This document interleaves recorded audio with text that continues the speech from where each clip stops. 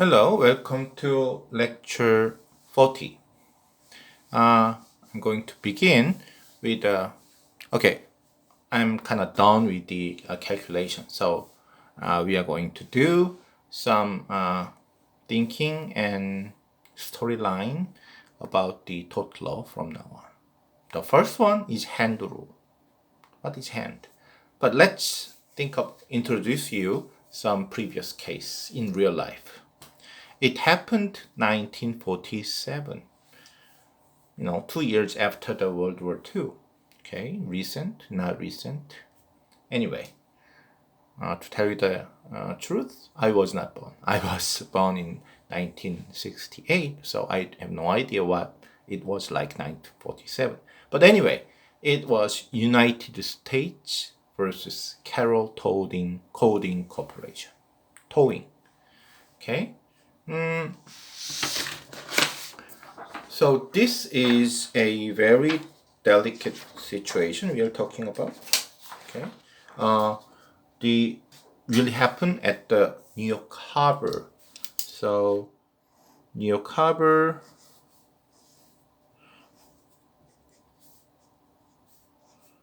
Okay, I'm drawing a graph. Thinking like this. This is a harbor, and A, B, C are ships. You heard about the double parking in apartment, when you're parking A and B and C, like A, B, D, and like that. But then it's already full. But then right before or beside C, the spot, you park the car. What happened? So as long as B is not moving, parking at C is okay. But when C is parking, B want to get out, then B would call C like, hello, would you move the car so that I can go out? Something like that. So the double parking means that when the car inside is moving out, you have to make a way for him. Okay? Because you are not supposed to wait here. Interesting enough, the ships were double parked. Okay? So when the harbor of New York is busy, the A, B spot is taken and C has nowhere to go, then C park here. Of course, it's on water, like unlike the land, so C can flow away. So A and B are anchored to the land, but C should be anchored to B, something like that.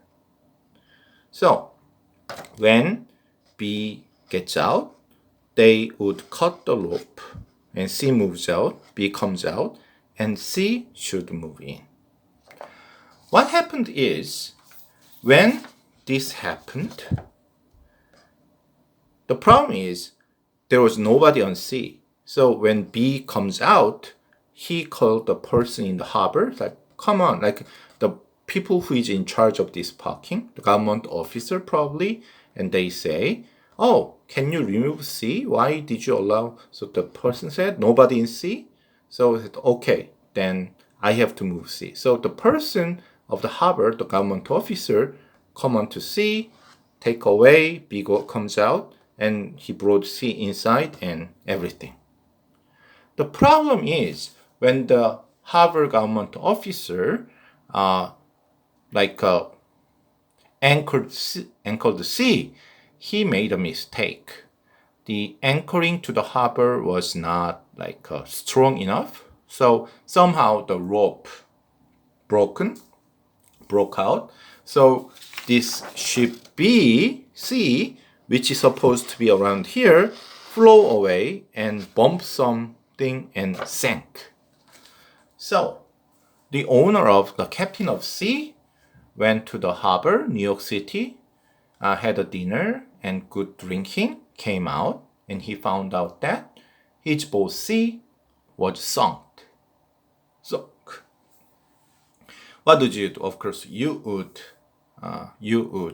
sue the harbor because the harbor person did not tighten the rope well, so my boat was sunk. That was the case of United States versus Carroll Towing Corporation. Now, if you ever be curious about what hand rule is, hand is the name of a person, name of the judge. So when this case came up, the person, the judge who dealt with, was named the Honorable Judge Hand. So it's not Hand, you are seeing my hand, but it's a name, like Mr. Hand, something like that.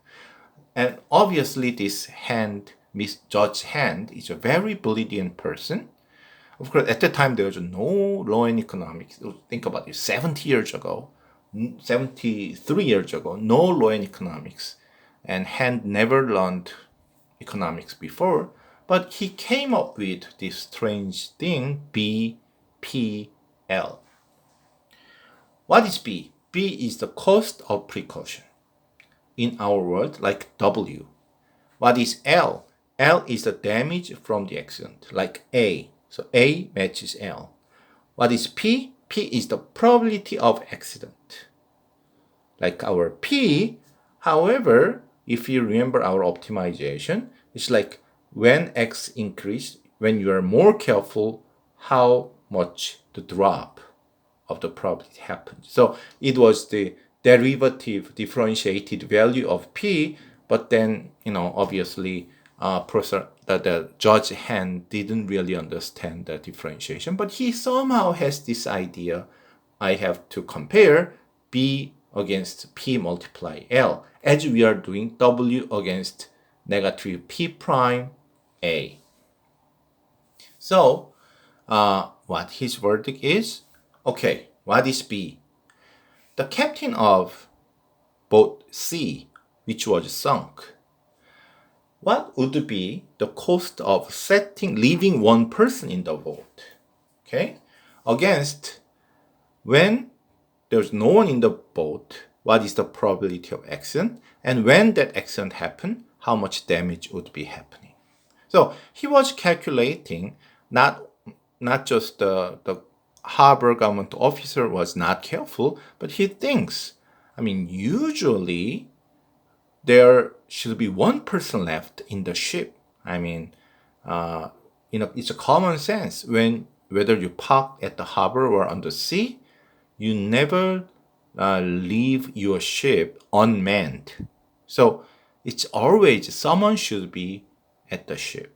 Like when you go to the army or something, somebody should awake all the time, even at night. Okay?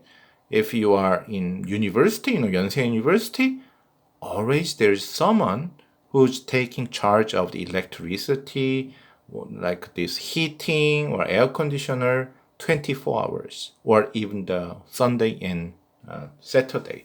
There should be someone at the university who take charge of everything. The university always have someone who is working on. Okay, so now we are talking about ship, and your ship has nobody at the time. So even though you may say, this C should be removed and tied tightly there by the government officer, harbor officer, but from the first, there should be someone in C, one of your crew, so that the harbor officer doesn't have to be there. Like, so you double park the car, but when someone inside go out, you should be here to take away your car. You should never ask someone to move away your car. That was wrong at the first. So think about that. Leaving a person at the boat, the cost is B was not that great, but then when you were so careless, the probability that accident would happen multiply. When accident happen, your ship would sink. If you consider that, you should have been more careful. That's my conclusion. So that is Hand rule. Hand rule says when you figure out whose fault it is in the tort law, you have to compare the B, the cost of precaution, against probability multiply the damage. So long before we came up with this differentiation, first order condition, Judge Hand made kind of his own version of rules. Okay, very smart. He should have studied economics, in my opinion. Okay. Next topic is mistakes. Okay. I kind of couple of times I said strict liability is better or negligence is better in theory. Why in theory? In real life, it's different from the theory. Okay? Let's think about that. I talked about it as if the A is 10 power by 6 or something. And like everybody knows. But then in real life, maybe you know, the other person know, but the judge does not know. You have a car accident, and think about that. Your father has a car accident. He go to the garage, and when you have this thing broken by yourself, and when you have this thing broken by another car, I have that experience. I go to my familiar car repair shop, and the owner asks like, "Oh, how did it happen?" "Oh, I made a mistake." Then he said, "Okay, $10." When I said, "Oh, somebody bumped my car," and he said immediately, "Oh, I can do it $10, but why not? Because you're not paying, the other person to pay, it's $100." So figuring out the damage is never easy. So the judge may say, even though the real A is $100, the judge may say it's $200, or judge may say it's only $50. So you never know what the judge would be a verdict on A. Another thing is whose fault? Obviously, driver B made a fault, driver A didn't. But then, you never know, the policeman came in, he somehow misunderstood things, so he tells driver A, "Oh, it's your fault." Driver says, No. The policeman says, everybody says that when they did something wrong. So, if this happens between strict liability and negligence, which is better? The answer is negligence is better than strict liability. Why? Go back to this graph. This is a negligence rule. I hope you remember. If you don't, go back to the lecture. This is the total cost, and this is the cost of precaution. This is cost of the accident. And when you are negligence rule, when you put your X at X star, on the right hand side, you are not responsible for PX multiply A, just only your precaution. But then when A got something wrong, this part doesn't include A, it's only WX. Only this part you include it. So this part, the left hand side, would change. But unless they change so much, up and down a little bit, still this is your optimal point. So this part goes up or goes down, still this is your cost minimizing point. So you would choose this under negligence rule. Okay? But what if it's just strict liability? Strict liability is this is the rule. Up and down, this changes. That's why when there is a uncertainty, misunderstanding on A, the negligence is better. Is it always better? No. We already know that the administrative cost is bigger because the strict liability, it only requires if there is a harm and if there is a cause. But the negligence requires one more thing, that is if there is breach of duty, any wrongdoing. And proving whether somebody did something wrong or not is really costly. So that increased the cost. That's what I mean by administrative cost. Another damaging thing is the government already figured out X star correctly. I mean, we know many smart people working in the government, but how can they know on in front of Yonsei University, the road, the speed limit should be 30 kilometers per hour, 40 kilometers per hour, 45 kilometers per hour. I always wonder how did they come up with this number? And so they sometimes change. 60 kilometers per hour last year, 50 kilometers per hour this year. So if they set X star at the wrong point, let's go back. This is optimal X star, but maybe some government officer calculated it incorrectly and set it here. Then we're hopeless. Everything based on this government officer's wrong calculation about X star, where X star is here, but if he set the negligence here, then people would be careless. Here, people would be careless. So if you don't believe that the government officers can calculate the optimal X star correctly, negligence rule never guarantees the optimal result, optimal precaution level. So if that's the case, strict liability would be definitely better.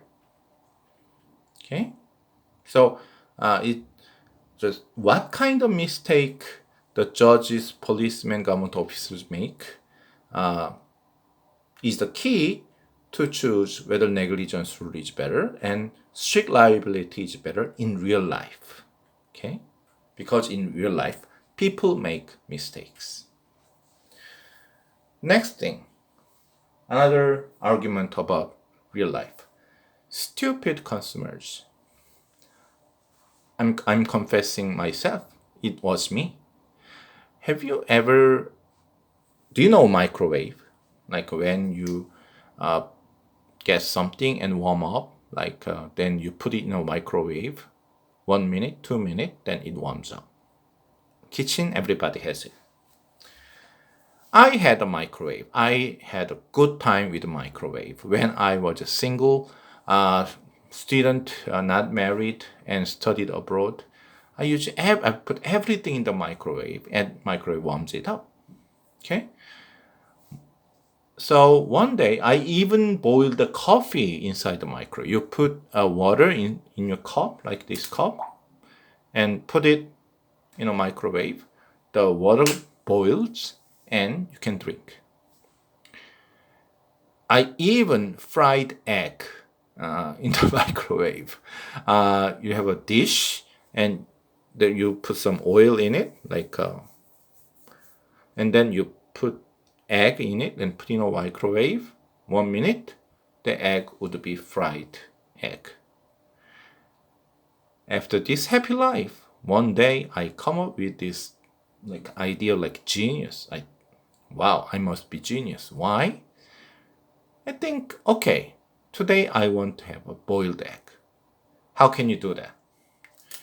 My idea was you put water in a cup and raw egg, put it here, like round egg, and put it in a microwave. What would happen? The water boils and the egg would be a boiled egg. So I put it there. Okay, I'm telling you now, don't ever do that. Don't ever do that. Don't put an egg inside the microwave. Why? It explodes. One single small egg exploded inside the microwave, and my microwave would be broken. I have to throw it away because the microwave was whole broken.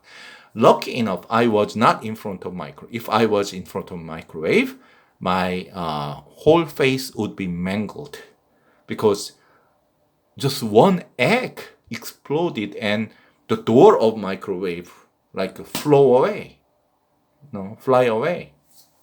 So, I'm a stupid economist. I don't understand the electricity so well, not to mention microwave. So then the scientist said, are you crazy? You put the raw egg inside the microwave? Okay, don't do that. I'm a Harvard PhD person and very learned, but then even I, as a consumer, made this mistake. I'm asking you, in the future, when your family go to the picnic, in summer, it's a hot day, And you want to have a Coke. So you purchase a Coke. There are two Cokes. Coke in a bottle, glass bottle, Coke in an aluminum can. Which one would you buy? What's the difference? Inside, it's a Coke. But if you say, what's the difference? Then you're ignorant. Have you ever heard about the Coke can explode? So, the egg in the microwave can explode. The Coke, even though you don't put in a microwave, it can explode. Why? The Coke has the carbon thing inside. It's a soda, so there's a lot of air inside the Coke. And when it becomes warm, the air expand. And if it expand and expand, so much pressure on bottle and can, the can and bottle explode. Which is more dangerous? If you think, the bottle, the glasses all over, and the can, the aluminum, like the metal thing, no, you are wrong. The glass bottle would really explode. All these small glasses would fly into your family's back, body, and things like that. Big mess. What about aluminum can? The aluminum can, when it explodes, it does not explode, really. If just aluminum can, you have like a small crack and comes out. So it never explodes. It have a small crack and the Coke comes out. So the conclusion is Coke in a can is much, much, much safer than Coke in a bottle. So when you have a small children, baby in the future in your family, never purchase a Coke in a bottle. Okay? Never purchase beer in a bottle. Please buy Coke or beer in can. Why? Because can does not explode, but bottle can be very dangerous. The beer or a Coke inside the bottle explode like dynamite. If you didn't know that before, come on, you are a student in a very prestigious university, but you didn't. But then if you didn't, what about the other normal consumers? Lawnmower. I read this story from the textbook, real story. Lawnmower is, of course, you're cutting grasses. So it's like a small mower, and you cut the grasses. So in America, one father did use the lawnmower to cut all the grasses on the yard in front of his house. Then maybe his wife said, "Oh, Tom, don't just cut the grass, trim the tree." So now his wife is demanding not only the grass on the ground, but the tree leaves are so much, please cut the tree leaves. And like I was enlightened by microwave and tried to do the boiled egg, this man got enlightened. He said I cut the grass with a lawnmower, and if I cut the trees with my hand, it would be too much. So I would use my lawnmower to cut the tree. So he lift up the lawnmower to the tree upside down and begin to cut the tree. What happened? It says, never put your lawnmower upside down. There is this blade cutting grasses. That is safe when the lawnmower is in a correct position. But when you put the lawnmower upside down to the heaven, actually, then the blade will fly away. And if it's unlucky, it may kill someone. So the book didn't say it kills someone, but maybe damaging the neighboring houses or something. So he has to pay a huge amount of money for that. Why am I talking about this? Reason number one, because of funny stories. Reason number two, When I said, bilateral precaution, the injurer should be careful, the victim should be careful. So when somebody make microwave, somebody make Coke, somebody make lawnmower, it's one thing that the producer, the company who made the microwave, should be careful and make a good microwave, should be careful, make a good bottled can, or make a good lawnmower. But that's not enough. The consumer, Professor Han, who's using microwave, you using the bottled Coke, or the stupid American Tom who using lawnmower, the consumer should be careful too. But can we expect anything from these stupid consumers? I mean, if somebody tell them be careful, if you read when you purchase microwave, there must be something like don't put egg inside. I never read it. The lawnmower, don't put the lawnmower upside down. The bottle may explode. But even though the maker explain, most of consumers never listen to it, and maybe they forget very soon. So the thing is, in reality, the Harvard PhD Professor Han cannot understand what he cannot do with the microwave. I mean, the consumers are hopeless. It's like teaching the monkey. Teaching the consumer how to be safe is teaching the monkey how to be safe, which means impossibility, maybe. You may think. And some judges and lawmakers come to the same conclusion. Okay? What does that mean? Okay? This has been lecture 41, and we are going to talk about what these stupid consumers lead to a new law next lecture 41. See you soon.